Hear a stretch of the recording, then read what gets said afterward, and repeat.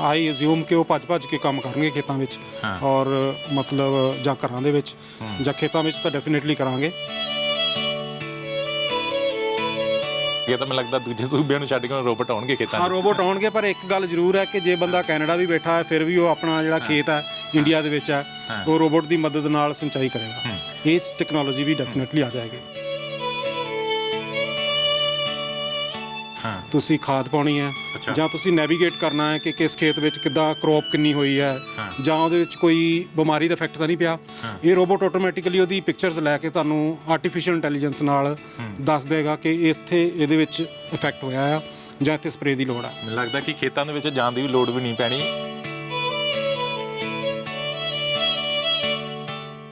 ਇਹਦੇ ਵਿੱਚ real time picture ਆ ਜਾਂਦੀ ਹੈ ਇਹਦੇ ਵਿੱਚ। ਐਂਡ ਦੂਸਰਾ ਇਹਨੂੰ ਆਪਾਂ ਟੈਲੀ ਆਪਰੇਸ਼ਨ ਤੋਂ ਵੀ ਕਰ ਸਕਦੇ ਹਾਂ।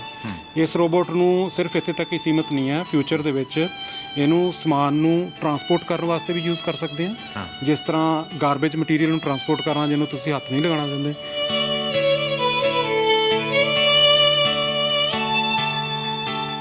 ਹਾਂਜੀ, ਇਹ ਅੰਡਰ ਵਾਟਰ ਰੋਬੋਟ ਹੈ ਜਿਹੜਾ ਕਿ it was developed in around 2004 ਔਰ 5। ਇਹਦੇ ਵਿੱਚ ਕੀ ਸੀਗਾ ਆਬਜੈਕਟਿਵ ਕਿ it was design to navigate under the canals and rivers. ਵਿਗਿਆਨ ਦੇ ਯੁੱਗ ਦੇ ਵਿੱਚ ਇਨਸਾਨ ਦਾ ਕੰਮ ਬਹੁਤ ਸੌਖਾ ਹੋ ਚੁੱਕਾ ਹੈ।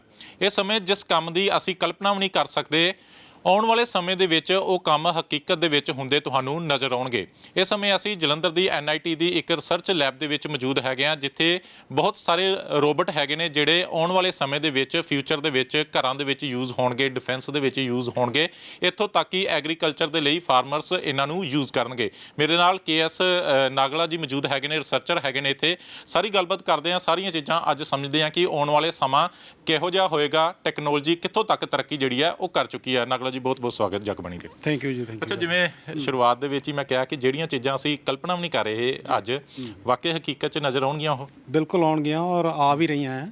ਅੱਜ ਦੀ ਡੇਟ ਦੇ ਵਿੱਚ ਜਿਹੜੀ ਟੈਕਨੋਲੋਜੀ ਕਾਫੀ ਫਾਸਟ ਹੋ ਗਈ ਹੈ, ਜਿਹਦੇ ਵਿੱਚ ਸਾਡੀ ਸੈਂਸਰ ਟੈਕਨੋਲੋਜੀ ਪਹਿਲਾਂ ਨਾਲੋਂ ਕਾਫੀ ਬੇਹੱਦ ਬਿਹਤਰ ਹੋ ਗਈ ਹੈ। ਔਰ ਜਿਹੜੀਆਂ ਇਨਸਾਨ ਦੂਰ ਤੱਕ ਚੀਜ਼ਾਂ ਨਹੀਂ ਵੀ ਦੇਖ ਸਕਦਾ, ਉਹ ਸਾਡੇ ਰੋਬੋਟਸ, ਸਾਡੀਆਂ ਮਸ਼ੀਨਾਂ ਉਹਨੂੰ ਦੇਖ ਸਕਦੀਆਂ ਔਰ ਬੜੀ ਫਾਸਟ ਇਨਸਾਨ ਦੇ ਹਿਸਾਬ ਨਾਲ ਉਹ ਕੰਮ ਕਰ ਸਕਦੀਆਂ। ਔਰ ਇਹ ਆਉਣ ਵਾਲੇ ਸਮੇਂ ਦੇ ਵਿੱਚ ਭਵਿੱਖ ਵਿੱਚ ਇਹ ਦੇਖਿਆ ਜਾ ਰਿਹਾ ਹੈ ਕਿ ਹਰ ਘਰ ਵਿੱਚ, ਹਰ ਖੇਤ ਵਿੱਚ ਘੱਟੋ ਘੱਟ ਇੱਕ ਰੋਬੋਟ ਜਿਹੜਾ ਉਹ ਜ਼ਰੂਰ ਹੋਏਗਾ। ਅੱਛਾ, ਮੈਂ ਚਾਹੁੰਦਾ ਕਿ ਪ੍ਰੈਕਟੀਕਲੀ ਕਰਕੇ ਦੇਖਦੇ ਹਾਂ। ਬਹੁਤ ਸਾਰੇ ਰੋਬੋਟ ਹੈਗੇ ਨੇ, ਇੱਕ ਇੱਕ ਕਰਕੇ ਚੈੱਕ ਕਰਦੇ ਹਾਂ। ਪਹਿਲਾਂ ਤਾਂ ਇਹੀ ਦੱਸੋ ਕਿ ਇਹ ਰੋਬੋਟ ਕਿਸ ਕੰਮ ਲਈ ਹੈ? ਇਹ ਰੋਬੋਟ ਅਸੀਂ ਕਰੋਨਾ ਪੀਰੀਅਡ ਦੇ ਵਿੱਚ ਡਿਵੈਲਪ ਕੀਤਾ, ਜਿਹੜਾ ਕਿ ਇਸ ਆਬਜੈਕਟਿਵ ਨਾਲ ਕੀਤਾ ਸੀਗਾ ਕਿ it can deliver the food to the patient in the hospital, it can also deliver the medicine to the patient. ਔਰ ਇਹਦੀ ਖਾਸੀਅਤ ਇਹ ਹੈ ਕਿ ਜਿਹੜਾ ਡਾਕਟਰ ਹੈ he can also talk to the patient by using a vision camera. ਯਾਨੀ ਕਿ ਇੱਕ ਜਗ੍ਹਾ ਤੇ ਬੈਠ ਕੇ ਦੂਜੀ ਜਗ੍ਹਾ ਦੇ ਉੱਪਰ ਡਾਕਟਰ ਜਿਹੜਾ ਉਹ ਚੈੱਕ ਕਰ ਸਕਦਾ, ਮਰੀਜ਼ ਸਕਦਾ, ਰੋਬੋਟ ਨੂੰ ਭੇਜਿਆ ਜਾ ਸਕਦਾ ਸੀ।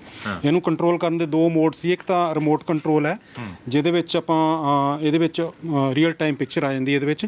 ਐਂਡ ਦੂਸਰਾ ਇਹਨੂੰ ਆਪਾਂ ਟੈਲੀ ਆਪਰੇਸ਼ਨ ਤੋਂ ਵੀ ਕਰ ਸਕਦੇ ਹਾਂ।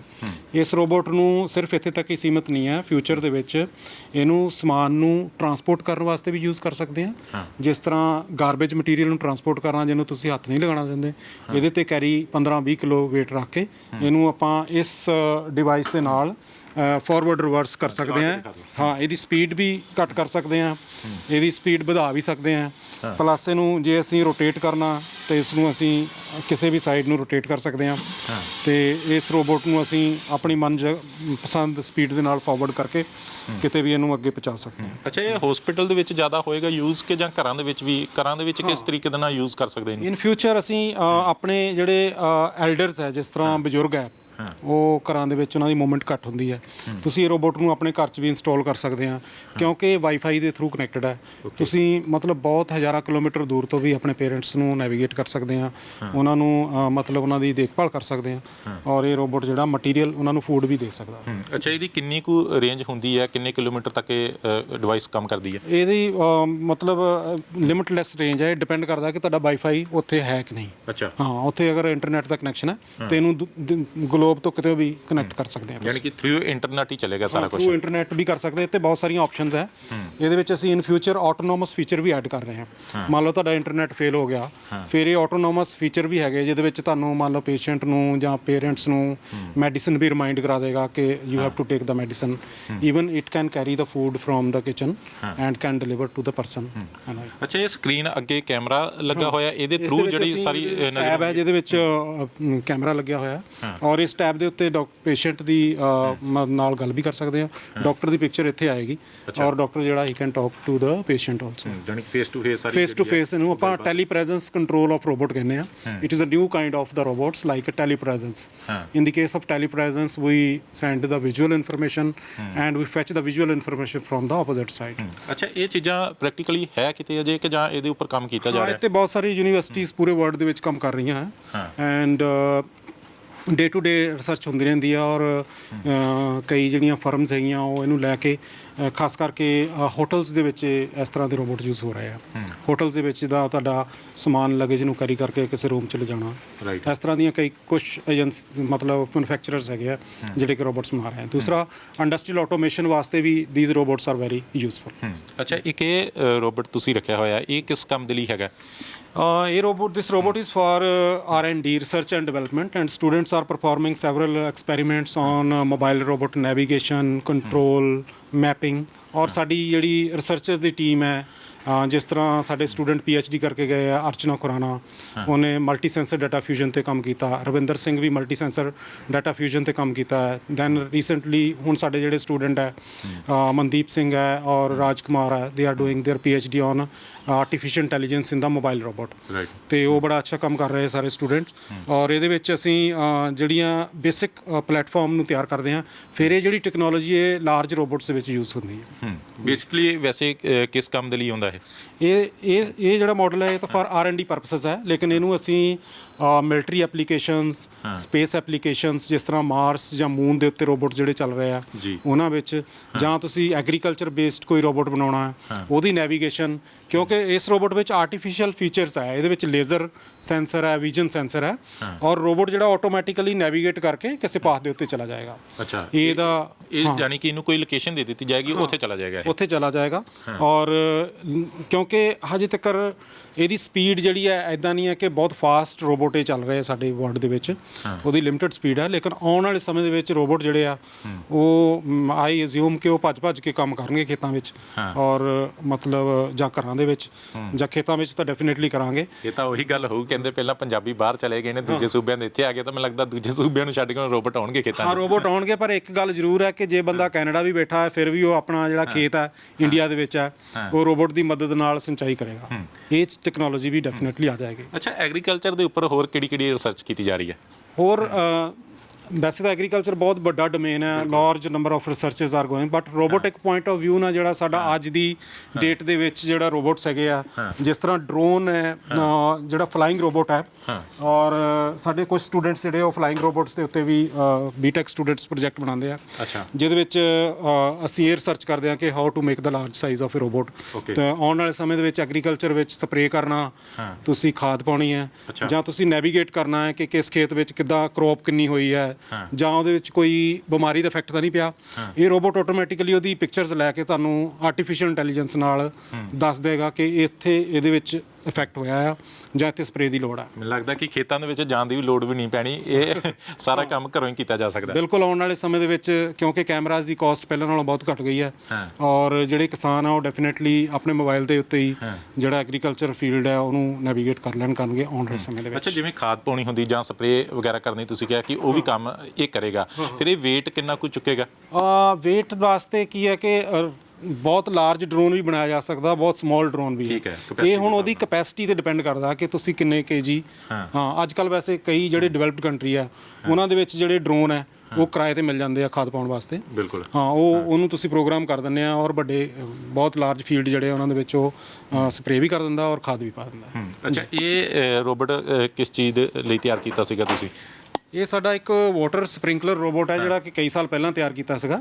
ਇਹਦੇ ਵਿੱਚ ਕਿੱਦਾਂ ਪ੍ਰੋਗਰਾਮ ਕੀਤਾ ਸੀ ਕਿ ਤੁਸੀਂ ਤੁਹਾਡੇ ਘਰ ਦਾ ਕੋਈ ਲੌਨ ਹੈ ਜਾਂ ਤੁਹਾਡਾ ਖੇਤ ਹੈ, ਉਹਨੂੰ ਤੁਸੀਂ ਪ੍ਰੋਗਰਾਮ ਕਰ ਦਿਓ ਔਰ ਇਹ ਰੋਬੋਟ ਦੇ ਉੱਪਰ ਆਪਾਂ ਸਪ੍ਰਿੰਕਲਰ ਫਿੱਟ ਕਰ ਦਿੰਦੇ ਆ। ਉਹ ਕੋਈ ਵੀ ਸਪ੍ਰਿੰਕਲਰ ਫਿੱਟ ਕਰ ਸਕਦੇ ਆ ਆਪਣੀ ਡਿਜ਼ਾਇਰ ਦੇ ਹਿਸਾਬ ਨਾਲ। ਇਹਦੇ ਪਿੱਛੇ ਪਾਣੀ ਦੀ ਪਾਈਪ ਲਾ ਦਿੰਦੇ, ਇਹਦੇ ਅੰਦਰ ਇੱਕ ਇਟਸੈਲਫ ਕੰਪਿਊਟਰ ਹੈ ਜਿਹੜਾ ਕਿ ਇਹਨੂੰ ਆਪਣੇ ਪਾਥ ਦੇ ਉੱਤੇ ਤੋਰਦਾ ਰਹੇਗਾ। ਇਹਦੀ ਸਪੀਡ ਵੀ ਐਡਜਸਟ ਕਰ ਸਕਦੇ ਆ ਔਰ ਸਪ੍ਰਿੰਕਲ ਜਿਹੜਾ ਪਾਣੀ ਇਹ ਕਰਦਾ ਰਹੇਗਾ ਤੇ ਉਹਦੇ ਨਾਲ ਜਿਹੜਾ ਫੀਲਡ ਦੇ ਵਿੱਚ ਉਹ ਵਾਟਰ ਸਪ੍ਰਿੰਕਲਰ ਹੋ ਜਾਏਗਾ। ਯਾਨੀ ਕਿ ਜਿੰਨੀ ਕੁ ਲੋਡ ਹੈਗੀ ਆ ਉਹਨਾਂ ਕੋ ਸਾਰਾ ਸੈਟਿੰਗ ਹੋ ਜਾਏਗੀ। ਹਾਂ, ਈਵਨ ਕਿ ਇਹਨੂੰ ਆਟੋਨੋਮਸ 4 ਕੀਤਾ ਜਾ ਸਕਦਾ ਹੈ ਕਿ ਜਿੱਥੇ ਲੋਡ ਆ ਉੱਥੇ ਹੀ ਸਪ੍ਰਿੰਕਲ ਕਰੇ ਜੇ ਆਪਾਂ ਇਹਨੂੰ ਹੋਰ ਸੈਂਸਰ ਟੈਕਨੋਲੋਜੀ ਵਿੱਚ ਐਡ ਕਰ ਦਈਏ ਤਾਂ। ਅੱਛਾ, ਇਹ ਫਿਰ ਜਿਹੜੀਆਂ ਚੀਜ਼ਾਂ ਤੁਸੀਂ ਇੱਥੇ ਰਿਸਰਚ ਕਰ ਰਹੇ ਹੋ, ਨਾਲ ਤੁਹਾਡੇ ਸਟੂਡੈਂਟ ਤੇ ਨਾਲ ਤੁਸੀਂ, ਇਹ ਮਿਲ ਕੇ ਸਾਰੀਆਂ ਚੀਜ਼ਾਂ ਹੁੰਦੀਆਂ ਨੇ? ਹਾਂਜੀ, ਜਨਰਲੀ ਸਾਡਾ ਗਰੁੱਪ ਆਫ ਸਟੂਡੈਂਟਸ ਹੁੰਦਾ ਹੈ, ਗਰੁੱਪ ਆਫ ਪ੍ਰੋਫੈਸਰਸ ਹੁੰਦੇ ਆ, ਸਾਡੀ ਅਦਰ ਯੂਨੀਵਰਸਿਟੀਜ਼ ਨਾਲ ਵੀ ਕੋਲੈਬੋਰੇਸ਼ਨ ਹੈ ਔਰ ਗਵਰਨਮੈਂਟ ਆਫ ਇੰਡੀਆ ਸਾਨੂੰ ਸਪੋਰਟ ਕਰਦੀ ਹੈ ਫॉर ਰਿਸਰਚ ਔਰ ਸਾਨੂੰ ਬਹੁਤ ਸਾਰੇ ਨੈਸ਼ਨਲ ਔਰ ਇੰਟਰਨੈਸ਼ਨਲ ਪ੍ਰੋਜੈਕਟਸ ਜਿਹੜੇ ਉਹ ਅਸੀਂ ਵਰਕ ਕੀਤੇ ਆ। ਮੇਰੇ ਮੋਰ ਦੈਨ 5 ਜਿਹੜੇ ਆ ਪ੍ਰੋਜੈਕਟ ਸੀਗੇ R&D, ਜਿਨ੍ਹਾਂ ਦੇ ਵਿੱਚੋਂ ਇੰਟਰਨੈਸ਼ਨਲ ਪ੍ਰੋਜੈਕਟ ਹੈ shared autonomy for the mobile robots. ਉਹ ਸਾਡੀ ਕੋਰੀਆ ਯੂਨੀਵਰਸਿਟੀ ਨਾਲ ਕੋਲੈਬੋਰੇਸ਼ਨ ਸੀ, ਜਿਹਦੇ ਵਿੱਚ ਅਸੀਂ multi sensor data fusion collaboration ਨਾਲ ਕੀਤਾ। ਫਿਰ ਅਸੀਂ ਟੈਲੀ ਆਪਰੇਸ਼ਨ ਕੀਤਾ, ਦੂਰ ਤੋਂ ਕਿੱਦਾਂ ਰੋਬੋਟ ਨੂੰ ਕੰਟਰੋਲ ਕਰਨਾ। ਇਸੇ ਤਰ੍ਹਾਂ ਹੀ ਫਰਾਂਸ ਦੀ ਕੁਝ ਯੂਨੀਵਰਸਿਟੀਜ਼ ਹੈ ਐਂਡ ਇੰਡੀਆ ਦੇ ਵਿੱਚ ਸਾਡੇ IITs ਦੇ ਨਾਲ ਕੋਲੈਬੋਰੇਸ਼ਨਸ ਰਹਿੰਦੀ ਹੈ, ਅਦਰ ਇੰਸਟੀਟਿਊਸ਼ਨਸ ਨਾਲ ਵੀ ਰਹਿੰਦੀ ਹੈ ਔਰ ਬਹੁਤ ਸਾਰੇ ਸਟੂਡੈਂਟਸ ਜਿਹੜੇ ਉਹ ਇੱਥੋਂ M.Tech ਕਰਕੇ ਜਾਂਦੇ ਆ, ਉਹਨਾਂ ਦੀ ਕੰਟਰੀਬਿਊਸ਼ਨ ਵੀ ਰਹਿੰਦੀ ਹੈ। ਪਲੱਸ ਜਿਹੜੇ ਸਾਡੇ ਫੈਕਲਟੀ ਔਰ ਸਟਾਫ ਹੈ ਉਹਨਾਂ ਦੀ ਕੰਟਰੀਬਿਊਸ਼ਨ ਵੀ ਰਹਿੰਦੀ ਹੈ ਕਿਸੇ ਚੀਜ਼ ਨੂੰ ਡਿਵੈਲਪ ਕਰਨਾ ਔਰ ਇਸ ਮੁਕਾਮ ਤੱਕ ਲੈ ਕੇ ਆਉਣਾ। ਅੱਛਾ, ਇਹ ਜਿਹੜੇ ਇੱਕ ਇਹ ਰੋਬੋਟ ਤਿਆਰ ਕੀਤਾ ਹੋਇਆ ਇਹ ਵੀ ਤੁਸੀਂ? ਹਾਂਜੀ, ਇਹ ਅੰਡਰ ਵਾਟਰ ਰੋਬੋਟ ਹੈ ਜਿਹੜਾ ਕਿ it was developed in around 2004 ਔਰ 5। ਓਕੇ। ਇਹਦੇ ਵਿੱਚ ਕੀ ਸੀਗਾ ਆਬਜੈਕਟਿਵ ਕਿ it was design to navigate under the canals and rivers. ਸਾਡੇ ਦੇਖਿਆ ਕਿ ਇਹ it was design for the 8 metre depth. ਤੇ ਜਨਰਲੀ ਕੈਨਾਲ ਔਰ ਰਿਵਰ ਦੇ ਵਿੱਚ ਵਾਟਰ ਫਲੋ ਬਹੁਤ ਫਾਸਟ ਹੁੰਦਾ, ਕਈ ਵਾਰੀ ਕੋਈ ਚੀਜ਼ ਡਿੱਗ ਜਾਂਦੀ ਉਹਦੇ ਵਿੱਚ ਜਾਂ ਉਹਦੇ ਕ੍ਰੈਕਸ ਚੈੱਕ ਕਰਨੇ ਆ ਜਾਂ ਤੁਸੀਂ ਨਹੀਂ ਜਾ ਸਕਦੇ ਤਾਂ this robot can go and it will send the visual information. ਇਹਦੇ ਅੱਗੇ ਅਸੀਂ ਇਹਦੇ ਵਿੱਚ ਕੈਮਰਾ ਫਿੱਟ ਕੀਤਾ ਹੈ, ਇਹਦੇ ਵਿੱਚ ਵਾਟਰਪ੍ਰੂਫ ਕੈਮਰਾ ਹੈ ਜਿਹੜਾ ਕਿ ਅਸੀਂ ਰੋਬੋਟ ਦੇ ਨੀਚੇ ਲਗਾ ਦਿੰਦੇ ਆ ਔਰ ਰੋਬੋਟ ਦੀ ਬੈਕ ਸਾਈਡ ਦੇ ਉੱਤੇ ਪ੍ਰੋਪੈਲਰ ਯੂਜ਼ ਕੀਤਾ ਹੈ। ਇਹ ਫਿਰ ਕਿੰਨੀ ਡੈਪਥ ਤੱਕ ਜਾਂਦਾ? ਇਹਨੂੰ 8 ਮੀਟਰ ਤੱਕ ਅਸੀਂ ਡਿਜ਼ਾਈਨ ਕੀਤਾ ਸੀ ਔਰ ਐਕਸਪੈਰੀਮੈਂਟ ਅਸੀਂ ਕੰਢੀ ਕਨਾਲ 'ਚ ਦਾ ਕੀਤਾ। 8 ਮੀਟਰ ਤੱਕ ਇਟ ਵਾਸ ਸਕਸੈਸਫੁਲ। ਠੀਕ ਹੈ, ਲੇਕਿਨ ਇਸ ਨੂੰ ਹੋਰ ਡੈਪਥ ਤੱਕ ਵਧਾਇਆ ਜਾ ਸਕਦਾ। ਅੱਛਾ, ਇੱਕ ਉਹ ਰੋਬੋਟ ਫॉर ਚੈੱਕ ਪੋਸਟ ਹੈ, ਇਹ ਕਾਹਦੇ ਵਾਸਤੇ ਤਿਆਰ ਕੀਤਾ? ਇਹ ਅਸੀਂ ਬਹੁਤ ਸਾਲ ਪਹਿਲਾਂ ਰੋਬੋਟ ਚੈੱਕ ਪੋਸਟ ਵਾਸਤੇ ਕੀਤਾ ਸੀਗਾ। ਇਹਦਾ ਆਬਜੈਕਟਿਵ ਇਹ ਹੈ ਕਿ ਕਈ ਵਾਰ ਮਤਲਬ ਬਹੁਤ ਡੇਂਜਰਸ ਇਨਵਾਇਰਨਮੈਂਟ ਹੋ ਜਾਂਦਾ, ਕਈ ਵਾਰੀ ਹਿਊਮਨ ਦੀ ਕਾਸਟ ਬਹੁਤ ਜ਼ਿਆਦਾ ਹੈ ਤੇ ਜਿੱਦਾਂ ਡਿਫੈਂਸ ਬੇਸ ਤੇ ਜਾਂ ਚੈੱਕ ਪੋਸਟ ਦੇ ਉੱਤੇ ਹਿਊਮਨਸ ਕਿਸੇ ਵਹੀਕਲ ਦੇ ਲਾਗੇ ਨਹੀਂ ਜਾਣਾ ਚਾਹੁੰਦੇ, ਫਿਰ ਇਹ ਰੋਬੋਟ ਜਿਹੜਾ ਉਹ ਮੂਵ ਕਰਕੇ ਅਸੀਂ ਉੱਥੇ ਤੱਕ ਭੇਜ ਸਕਦੇ ਹਾਂ ਔਰ through robot you can communicate with the driver ਔਰ the any other person who is entering into the premises. ਯਾਨੀ ਕਿ ਜਿਹੜਾ ਕੋਈ ਡੇਂਜਰ ਏਰੀਆ ਹੈਗਾ ਜਾਂ ਜਿਵੇਂ ਜੰਮੂ ਕਸ਼ਮੀਰ ਦੇ ਵਿੱਚ ਜੇ ਉੱਥੇ ਆਰਮੀ ਲੱਗੀ ਹੋਈ ਹੈ ਤਾਂ ਉਹਨਾਂ ਦੇ ਇਹ ਕੰਮ ਆ ਸਕਦੇ? ਹਾਂ, ਮਤਲਬ ਕਿਸੇ ਦੇ ਵੀ ਕੰਮ ਆ ਸਕਦਾ, ਜ਼ਰੂਰੀ ਨਹੀਂ, ਲੇਕਿਨ ਇਹ ਹਸਪੀਟਲਸ ਵਿੱਚ ਵੀ ਕੰਮ ਆ ਸਕਦਾ, ਸਕੂਲਸ ਵਿੱਚ ਵੀ ਕੰਮ ਆ ਸਕਦਾ। ਇਹ ਜਿੱਦਾਂ ਨਿਊਕਲੀਅਰ ਪਾਵਰ ਪਲਾਂਟਸ ਹੈਗੇ ਆ, ਜਿਸ ਤਰ੍ਹਾਂ ਮਤਲਬ ਉੱਥੇ ਤੁਹਾਨੂੰ ਨਿਊਕਲੀਅਰ ਰੇਡੀਏਸ਼ਨ ਦਾ ਬਹੁਤ ਖਤਰਾ ਹੈ, ਤੁਸੀਂ ਚਾਹੁੰਦੇ ਆ ਕਿ ਬੰਦਾ ਉੱਥੇ ਨਹੀਂ ਜਾਣਾ ਚਾਹਵੇ, ਉਹਨੂੰ ਨੈਵੀਗੇਟ ਕਰਨ ਜਾਣਾ, ਤਾਂ ਐਸੇ ਕੇਸਿਸ ਦੇ ਵਿੱਚ ਇਹ ਸਾਰੇ ਰੋਬੋਟ ਜਿਹੜੇ ਆ ਬਹੁਤ ਯੂਜ਼ਫੁਲ ਹੈ। ਅੱਛਾ, ਇਹ ਕਿਵੇਂ ਕੰਮ ਵਰਕ ਕਿਵੇਂ ਕਰੇਗਾ? ਜਿਵੇਂ ਚੈੱਕ ਪੋਸਟ ਦੇ ਉੱਪਰ ਇੱਕ ਬੰਦਾ ਤਾਂ ਜਾ ਕੇ ਪੁੱਛਗਿੱਛ ਕਰਦਾ, ਉਹਦੇ ਕੋਲੋਂ ਕੋਈ ਆਇਡੈਂਟੀ ਦੇਖਦਾ, ਇਹ ਸਾਰੀਆਂ ਚੀਜ਼ਾਂ ਕਰੇਗਾ? ਸਾਰੀਆਂ ਚੀਜ਼ਾਂ ਇਹਦੇ ਵਿੱਚ ਬਹੁਤ ਸਿੰਪਲ ਟੈਕਨੋਲੋਜੀ ਹੈ ਜੋ ਕਿ ਆਮ ਆਦਮੀ ਸਮਝ ਸਕਦਾ ਕਿ ਇਹਦੇ ਵਿੱਚ ਵਿਜ਼ੂਅਲ ਕੈਮਰਾਜ਼ ਲੱਗੇ ਆ, 2-ਵੇ ਕਮਿਊਨੀਕੇਸ਼ਨ ਸਿਸਟਮ ਹੈ ਜਿਹਦੇ ਵਿੱਚ ਸਪੀਕਰਸ ਵੀ ਹੈਗੇ ਆ ਤੇ ਕਿਸੇ ਹਿਊਮਨਸ ਦੀ ਆਇਡੈਂਟੀਫਿਕੇਸ਼ਨ ਕਰਨੀ ਹੈ ਜਾਂ ਉਹ ਆਪਣਾ ਆਈ ਕਾਰਡ ਦਿਖਾਏਗਾ ਤੇ ਉਹ ਕੰਟਰੋਲ ਰੂਮ ਦੇ ਵਿੱਚ ਉਹਦੀ ਇਨਫੋਰਮੇਸ਼ਨ ਜਾਏਗੀ। ਤੇ ਇਸ ਕਰਕੇ ਜਿਹੜਾ ਡਾਇਰੈਕਟ ਕੰਟੈਕਟ ਹੈਗਾ, ਜਿਹੜਾ ਬੰਦਾ ਉਹਨੂੰ ਨੈਵੀਗੇਟ ਕਰ ਰਿਹਾ ਜਾਂ ਉਹਨੂੰ ਇਨਵੈਸਟੀਗੇਟ ਕਰ ਰਿਹਾ, ਉਹ ਨਹੀਂ ਆਏਗਾ। ਯਾਨੀ ਕਿ ਦੂਰ ਤੋਂ ਸਾਰੀ ਰਿਮੋਟ ਤੋਂ ਕਰ ਸਕਦਾ। ਅੱਛਾ, ਜਿਵੇਂ ਰਿਸਰਚ ਤੁਸੀਂ ਲਗਾਤਾਰ ਇੱਥੇ ਕਰ ਰਹੇ ਹੋ ਤਾਂ ਜਿਵੇਂ ਇਹ ਪ੍ਰੋਜੈਕਟ ਵੀ ਹੌਲੀ-ਹੌਲੀ ਤਿਆਰ ਕਰ ਰਹੇ ਹੋ, ਇਹ ਫਿਰ ਡਿਮਾਂਡ ਕਿਹਨਾਂ ਦੇ ਵੱਲੋਂ ਜ਼ਿਆਦਾ ਕੀਤੀ ਜਾਂਦੀ ਹੈ, ਜਾਂ ਡਿਫੈਂਸ ਦੇ ਵੱਲੋਂ ਜਾਂ ਇਸਰੋ ਦੇ ਵਿੱਚ ਕੋਈ ਚੀਜ਼ਾਂ ਇਹ ਹੁੰਦੀਆਂ ਪਾਰਟ ਬਣਦੀਆਂ? ਸਾਰੇ ਡੋਮੇਨਸ ਦੇ ਵਿੱਚ ਇਹਦੀ ਜਿਹੜੀ ਡਿਮਾਂਡ ਹੈ, ਐਗਰੀਕਲਚਰ, ਡਿਫੈਂਸ, ਸਪੇਸ, ਸਾਡੇ ਜਿਹੜੇ ਬਹੁਤ ਸਾਰੀਆਂ ਟੈਕਨੋਲੋਜੀ ਹੈ ਉਹ ਅਸੀਂ ਸਪੇਸ ਨੂੰ ਵੀ ਸ਼ੇਅਰ ਕਰਦੇ ਹਾਂ, ਸਪੇਸ ਟੈਕਨੋਲੋਜੀ ਨਾਲ ਵੀ ਔਰ ਡਿਫੈਂਸ ਟੈਕਨੋਲੋਜੀ ਨਾਲ ਵੀ ਔਰ ਐਗਰੀਕਲਚਰ ਪਲੱਸ ਕਮਰਸ਼ੀਅਲ ਯੂਜ਼ ਵਾਸਤੇ, ਡੋਮੈਸਟਿਕ ਐਪਲੀਕੇਸ਼ਨਸ ਲਈ ਵੀ ਸਾਡੀ ਰਿਸਰਚ ਜਿਹੜੀ ਉਹ ਜਾਰੀ ਰਹਿੰਦੀ ਹੈ। ਅੱਛਾ, ਇਹ ਕੁਝ ਛੋਟੀਆਂ ਮਸ਼ੀਨਾਂ ਵੀ ਇਹ ਤਿਆਰ ਕੀਤੀਆਂ ਹੋਈਆਂ ਨੇ, ਇਹ ਕਾਹਦੇ ਵਾਸਤੇ ਨੇ? ਇੱਕ ਉਹ ਮਸ਼ੀਨ ਹੈ, ਇੱਕ ਇੱਧਰ ਹੈ। ਇਹ ਸਾਡੇ 에ਅਰ ਪਿਊਰੀਫਾਇਰ ਸਾਡੀ ਇਨਵੈਂਸ਼ਨ ਹੈ, ਜਿਹਦੇ ਵਿੱਚ ਅਸੀਂ ਜਿਹੜੀ ਟੈਕਨੋਲੋਜੀ ਹੈ ਉਹ ਹਾਈ ਸੇਫ ਕੰਪਨੀ ਚੰਡੀਗੜ੍ਹ ਨੂੰ ਟ੍ਰਾਂਸਫਰ ਕੀਤੀ ਟੈਕਨੋਲੋਜੀ, ਜਿਹਦੇ ਵਿੱਚ ਇੱਕ 에ਅਰ ਪਿਊਰੀਫਾਇਰ ਬਣਾਇਆ, ਜਿਹਦੇ ਵਿੱਚ ਖਾਸ ਫੀਚਰ ਇਹ ਹੈ ਕਿ 에ਅਰ ਨੂੰ ਬੈਕਟੀਰੀਆ ਔਰ ਵਾਇਰਸ ਫ੍ਰੀ ਕਰਦਾ ਵਿਦ ਅਲਟਰਾ ਵਾਇਲਟ। ਤੇ ਇਹਦੇ ਵਾਸਤੇ ਸਾਡੇ ਜਿਹੜੇ ਹੋਰ ਇਨਵੈਂਟਰਸ ਆ ਸਾਡੇ ਨਾਲ ਹੈ, ਮਿਸਟਰ ਜਤਿੰਦਰ ਕੁਮਾਰ ਰਤਨ, ਉਹ ਕੋ ਇਨਵੈਂਟਰ ਸੀਗੇ। ਐਂਡ ਇਹ ਇਨਵੈਂਸ਼ਨ ਅਸੀਂ ਸੈੱਲ ਕੀਤੀ ਕਰੋਨਾ ਟਾਈਮ ਦੇ ਵਿੱਚ, ਸੈੱਲ ਵੀ ਹੋਏ ਬਹੁਤ ਸਾਰੇ ਪੀਸਿਸ, ਹੁਣ ਵੀ ਇਹ ਮਤਲਬ ਡਿਵੈਲਪ ਹੋ ਰਹੇ ਆ। ਐਂਡ ਇਸੇ ਤਰ੍ਹਾਂ ਹੀ ਇਹ ਇੱਕ ਅਲਟਰਾਵਾਇਲਟ ਸਰਫੇਸ ਕਲੀਨਰ ਇਹਦਾ ਨਾਂ ਹੈ। ਇਹ ਕੀ ਕਰਦਾ ਹੈ ਕਿ ਇਹਦੇ ਨੀਚੇ ਅਲਟਰਾਵਾਇਲਟ ਲਗਾਈ ਹੈ, ਐਂਡ ਇਹ ਅਲਟਰਾਵਾਇਲਟ ਜਿਹੜਾ ਇੰਸਟਰੂਮੈਂਟ ਹੈ ਹਸਪੀਟਲਸ ਵਾਸਤੇ ਸਟੇਰਿਲਾਈਜ਼ ਕਰਨ ਲਈ ਬਹੁਤ ਯੂਜ਼ਫੁਲ ਹੈ। ਤੇ ਹਸਪੀਟਲਸ ਦੇ ਵਿੱਚ ਇਹਨੂੰ ਆਪਾਂ ਸਲੋਲੀ ਇਸ ਤਰ੍ਹਾਂ ਮੂਵ ਕਰਾਂਗੇ, ਔਰ ਇਹਦੇ ਨੀਚੇ ਜੋ ਜਿੰਨੇ ਵੀ ਵਾਇਰਸ ਬੈਕਟੀਰੀਆ ਹੈ ਇਹਦੇ ਨੀਚੇ ਆਉਣ ਵਾਲੇ ਜਿਹੜੇ ਕਿਲ ਹੋ ਜਾਣਗੇ। ਤੇ ਇਹ ਹਾਈਲੀ ਯੂਜ਼ਫੁਲ ਡਿਵਾਈਸ ਆ ਆਉਣ ਵਾਲੇ ਸਮੇਂ ਦੇ ਵਿੱਚ। ਆਈ ਹੋਪ ਕਿ ਇਹਨੂੰ ਹਸਪੀਟਲਸ ਦੇ ਵਿੱਚ ਮਤਲਬ ਲੋਕ ਲੈ ਲੈਣਗੇ। ਅੱਛਾ, ਇਹ ਜਦੋਂ ਫਿਰ ਪ੍ਰੋਜੈਕਟ ਪੂਰਾ ਫਾਈਨਲ ਹੋ ਜਾਂਦਾ ਉਸ ਤੋਂ ਬਾਅਦ ਮਾਰਕੀਟ ਦੇ ਵਿੱਚ ਜਾਂਦਾ ਫਿਰ? ਹਾਂ, ਬਹੁਤ ਸਾਰੇ ਪ੍ਰੋਜੈਕਟ ਸਾਡੇ ਮਾਰਕੀਟ 'ਚ ਗਏ ਆ, ਜਿਸ ਤਰ੍ਹਾਂ ਇਹ 에ਅਰ ਪਿਊਰੀਫਾਇਰ ਮਾਰਕੀਟ 'ਚ ਗਿਆ ਹੈ। ਇਸੇ ਤਰ੍ਹਾਂ ਹੀ ਅਸੀਂ ਇੱਕ ਰੋਬੋਟ ਬਣਾਇਆ ਹੈ ਜਿਹੜਾ ਕਿ ਮਟੀਰੀਅਲ ਨੂੰ ਟਰਾਂਸਪੋਰਟ ਕਰੇਗਾ।